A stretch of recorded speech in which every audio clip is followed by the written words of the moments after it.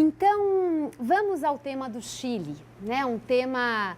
que continua sendo um tema tão instigante, porque o Chile tem tido governos de esquerda que têm revisitado os problemas todos da ditadura militar no Chile e tocado nas feridas de uma forma muito aberta, muito contundente, ao mesmo tempo também fazendo concessões e negociações em torno dessa questão da divisão profunda que se deu no seio da sociedade chilena durante os longos anos de ditadura do general Augusto Pinochet. Então, realmente uma cisão profunda que fracionou a sociedade. Quando Pinochet foi detido na Inglaterra, para onde ele havia viajado para fazer exames médicos, então houve toda uma movimentação de um juiz espanhol para aproveitar a saída dele do Chile e conseguir acionar as cortes internacionais em nome da questão dos espanhóis que foram afetados pela repressão no Chile e com isso deter o Pinochet. Houve então uma mobilização profunda da sociedade chilena, ou em defesa do Pinochet ou em favor da sua condenação, né? E essa história se arrastou por um tempo longo e continua tendo repercussões importantes pelo próprio fato da Michelle Bachelet ter sido ela mesma afetada diretamente pelo regime repressivo, já que o pai dela foi morto pela ditadura, né? Então, são questões ainda muito presentes nesse país e elas, naturalmente, que remontam sempre a esse momento anterior ao golpe, que é o momento do governo de Salvador Allende, que tem início no ano de 1970. E o governo de Salvador Allende que apresentou uma proposta absolutamente radical e, por outro lado, radical também para os padrões da esquerda e dos caminhos políticos até então sustentados pelos grupos de esquerda, que era a plataforma de se fazer uma transição para o socialismo pelas vias democráticas, a chamada via pacífica para o socialismo, uma transição por dentro das instituições republicanas vigentes no Chile daquele período, sem que aquelas instituições precisassem ser desestruturadas, combatidas e substituídas por uma ordem institucional absolutamente nova. Não, a ideia era de se operar as mudanças dentro das instituições vigentes que eram consideradas sólidas e estáveis o suficiente para suportar um projeto político radical como aquele. E essa percepção da solidez, da estabilidade das instituições republicanas do Chile era uma percepção resultante de todo um processo histórico de formação do Estado chileno desde o século XIX, em que se conformou uma identidade nacional que valorizava muito a noção do Chile como um Estado precocemente centralizado, um Estado com uma vida política razoavelmente contínua, que não foi sujeita a rupturas bruscas e que foi capaz de assimilar, no âmbito das instituições, a resolução dos grandes conflitos, dos conflitos políticos e dos conflitos sociais, que esses conflitos puderam ser resolvidos e encaminhados no âmbito institucional, sem que, então, o Estado ficasse à mercê de grandes convulsões. E é claro que essa identidade se construiu também na comparação com outros países da América Latina, que eram sempre apresentados como instáveis, como frágeis, com instituições políticas vulneráveis, ao contrário do Chile, onde a coisa teria se desenrolado de uma outra maneira. É claro que a historiografia contemporânea vem problematizando muito essa percepção, esse discurso identitário, tanto para o século XIX quanto para o século XX. E vem procurando mostrar que, na verdade, a história política e social do Chile também foi uma história com muitas tensões, com momentos de transbordamento, com um momento de soluções que enveredaram pelo caminho da violência e não pelo caminho dos pactos acordados institucionalmente. Eu mesma tenho um aluno de doutorado chamado Afonso Tomás, que vem discutindo essa questão para o Chile do século XIX, dos anos 1830, do Chile dos anos 1840, e mostrando o quanto não há também de mito nessa leitura identitária que exalta tanto a estabilidade histórica, política do Chile, né? Historicamente presente no Chile na sua trajetória política. Bem, então, por um lado, essa percepção vem sendo questionada. Por outro lado, ela tanto era uma percepção arraigada nos atores que conviviam nessa esfera pública chilena dos anos, de meados do século XX, quando então o Salvador Allende vai entrar em cena, que se considerou possível, sim, se chegar ao pleito eleitoral, as eleições que então escolheriam o novo presidente da República para o ano de 1970, com uma plataforma política dessa radicalidade. Na verdade, o Chile vivia então, em 1970, um período de uma história de reformas sociais, nacionalistas, desenvolvimentistas, que vinham sendo implementadas já há várias décadas.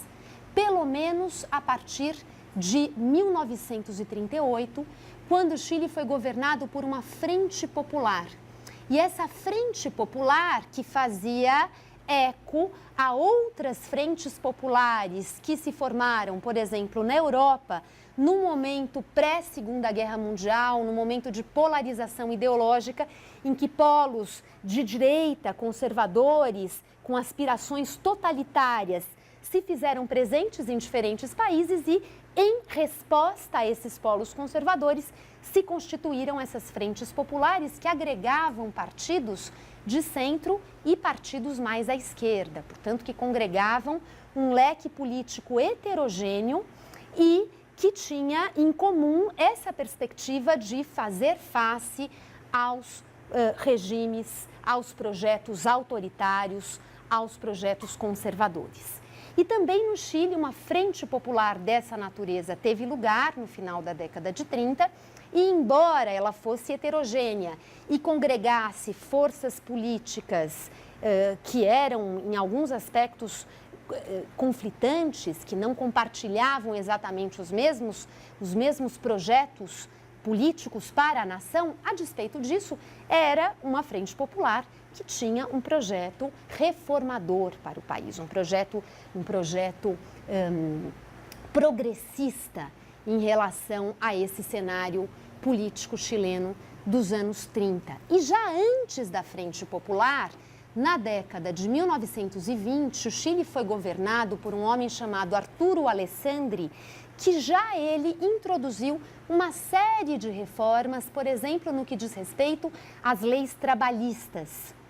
que entraram em cena por uma via institucional, legal, sem que houvesse ali grandes convulsões em termos de um golpe, de uma revolução, como aconteceu, por exemplo, no Brasil em 1930, abrindo-se espaço, então, para a aprovação de toda uma legislação trabalhista. Então, no Chile, isso acontece já nos anos 20 e por um outro caminho. Tudo isso, como vocês veem, reforça essa percepção de que o Chile teve um caminho, teve um percurso excepcional para os padrões latino-americanos. Essa ideia da excepcionalidade chilena, porque as coisas foram acontecendo no sentido da inclusão social, do reconhecimento dos direitos de novos atores sociais por vias institucionais. Então, quer dizer, claro que houve elementos na história do Chile para alimentar essa percepção da excepcionalidade chilena. E, por outro lado, essa percepção acabou sendo inflacionada e se presta hoje a revisões críticas da historiografia. Então, nos anos 20, já essas reformas acontecem com Arturo Alessandri. Nos anos 1930, fundamentalmente a partir de 1938, essa Frente Popular também inaugura uma era de reformas sociais importantes no país. E no ano de 1964, esse caminho é mais uma vez reforçado com a chegada da democracia cristã ao poder, tendo à sua frente, na sua liderança, Eduardo Frei. Eduardo Frei, que chega à presidência da República com toda uma plataforma, com toda uma proposta política que tinha como lema a ideia de uma revolução em liberdade. Uma revolução em liberdade e uma revolução em liberdade que se posicionava como uma terceira via alternativa ao capitalismo e ao socialismo. Uma terceira via que iria ao encontro de reformas que o Chile continuava precisando e de reformas que tinham como horizonte perspectivas anti-oligárquicas porque o Chile, a despeito de tudo isso que eu mencionei a vocês, da aprovação de leis trabalhistas já nos anos 20, etc., era um país onde também vicejavam as grandes propriedades, onde também vicejava a exploração mineratória com base em investimentos estrangeiros. Portanto, há um esteio importante da economia chilena era a exploração de minérios, do cobre, por exemplo, e essa exploração de minérios se dava em bases que nós chamaríamos classicamente de bases imperialistas, né? A força desse capital estrangeiro no Chile era grande e, ao mesmo tempo, esse capital era concentrado nas mãos de elites que ainda detinham uma série de privilégios sociais e econômicos. Então, a democracia cristã também se propõe a assumir posturas anti-oligárquicas e, ao mesmo tempo, posturas desenvolvimentistas, ou seja, que fortalecessem a economia nacional em detrimento da sua dependência econômica em relação ao imperialismo. E esse tema da nacionalização das minas de cobre, da nacionalização da exploração de minérios no país, é um tema muito presente nesses anos 1960. Vamos nos lembrar que esse tema se fez presente no México, depois da Revolução Mexicana, na década de 1920, né, com uma série de medidas que culminaram depois com a nacionalização da extração de petróleo, que esse tema também se fez muito presente no Peru dos anos 20, com Haya de la Torre, com Mariátegui, que acusavam o imperialismo como grande responsável pelo atraso do Peru, pelas desigualdades socioeconômicas profundas no Peru. E no Peru, é claro que esse tema apareceu muito mais como denúncia do que propriamente como uma política assumida como uma prioridade pelo Estado. Somente depois do golpe militar, no Peru, em 68, é que o Estado enfrenta de uma forma mais realmente vigorosa o problema do imperialismo, da presença imperialista no país. No Chile, então, nos anos 60, esse tema ronda como um tema fundamental. E para a democracia cristã, vamos aqui nos lembrar que a democracia cristã é um movimento que tem uma dimensão internacional, porque a democracia cristã também é uma saída política, um caminho político que se desenha na Europa do período pós-Segunda Guerra Mundial. E existem trabalhos interessantes que discutem as relações, as apropriações, as especificidades entre as democracias cristãs na América Latina e as europeias. De toda forma, também na Europa, os movimentos de democracia cristã, os partidos democrata-cristãos, caminharam nessa linha de uma busca de alternativas políticas que fossem capazes de construir sociedades mais justas, mais harmoniosas e com uma concepção de sociedades corporativistas. Sociedades corporativistas porque a democracia cristã trazia no seu bojo uma crítica à ênfase individualista dos regimes capitalistas.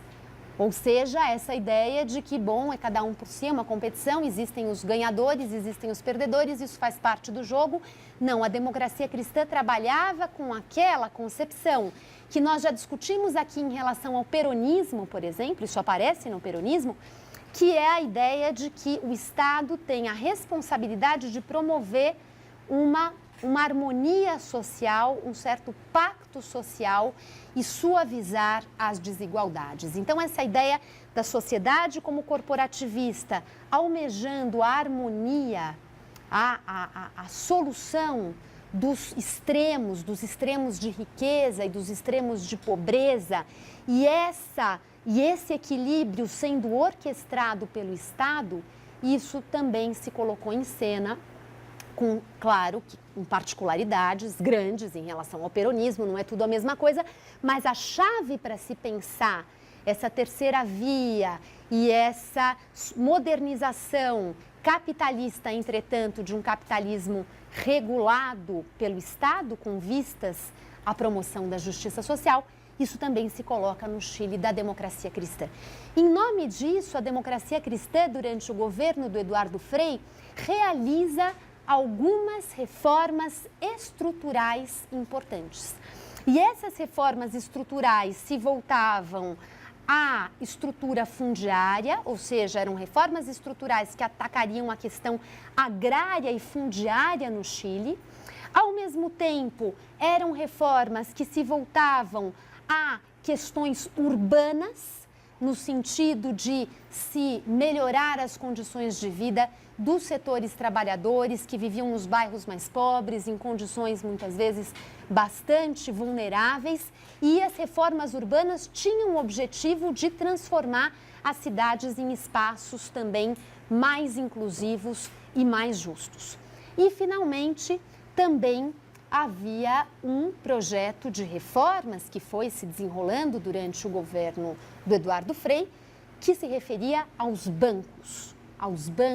no país. Ou seja, também os bancos seriam subordinados a essa lógica de uma sociedade que perseguia a justiça social. Nesse sentido, portanto, as reformas realizadas em 64 pelo governo da democracia cristã eram reformas que já abriam caminho para muito daquilo que o governo do Allende e da Unidade Popular depois quiseram levar mais adiante, levar mais, levar realmente ao último termo. Mas a senda aberta era uma senda que também apresentava continuidades muito significativas. A despeito dessas continuidades, é preciso lembrar que Eduardo Frei chegou ao poder derrotando um candidato rival, que era Salvador Allende. Ou seja, os dois disputaram as eleições na década de 60, a democracia cristã venceu, conseguiu naquele momento o apoio da direita contra Salvador Allende e assim Eduardo Frei cumpriu o seu mandato. Nas eleições seguintes, o que acontece é que o Partido Nacional, que era o partido conservador, o partido de direita nesse momento do Chile, resolveu lançar um candidato próprio. E ao lançar um candidato próprio, os votos ao centro e mais conservadores se dividiram entre a democracia cristã e o Partido Nacional. E isso favoreceu a vitória da Unidade Popular, com essa plataforma que eu mencionei a vocês em 1970. A Unidade Popular era também uma frente de partidos, também uma coligação que agregava partidos diferentes, partidos heterogêneos. Desde um partido radical como o Partido Socialista, até um partido chamado MAPU, o Movimento de Ação Popular Unitária, que era uma dissidência da democracia cristã, ou seja, que vinha mais do centro. Então, o Partido Socialista, o Partido Comunista, o Partido Radical e a MAPU se uniram para formar a Unidade Popular, tendo como candidato Salvador Allende, que havia sido já uma figura de projeção desde a sua participação no movimento estudantil, desde jovem. Depois disso, ele, formado médico, havia sido deputado, havia sido senador e havia sido ministro da Saúde, ou seja, uma figura já com uma trajetória política bastante expressiva. Só fazendo um parênteses aqui, com essas questões todas das disputas em torno da memória sobre Salvador Allende de um lado e o governo Pinochet do outro lado, que tem sido uma disputa em cena no Chile contemporâneo, muitas vezes os ecos dessa disputa, claro, chegam ao Brasil. E não há muito tempo, creio que há cerca de 2 anos, a revista Veja publicou uma longa matéria, em primeiro lugar, culpando o governo de Allende pelo golpe militar, né? Era uma matéria que praticamente dizia só houve ditadura no Chile porque o governo Allende fracassou e escolheu os piores caminhos, realmente meteu os pés pelas mãos e não havia outra solução cabível para o Chile a não ser uma intervenção violenta e autoritária como aquela. A matéria, ela definitivamente não deixava qualquer outra possibilidade de interpretação histórica que não fosse a ditadura foi uma decorrência direta, absoluta do absurdo que foi o governo de Allende. Eu escrevi uma carta à revista contestando a sua tese e não preciso dizer que a carta nem remotamente foi publicada, né? Uma outra coisa que a Veja publicou nessa mesma época foi que o Allende, como médico, havia defendido posturas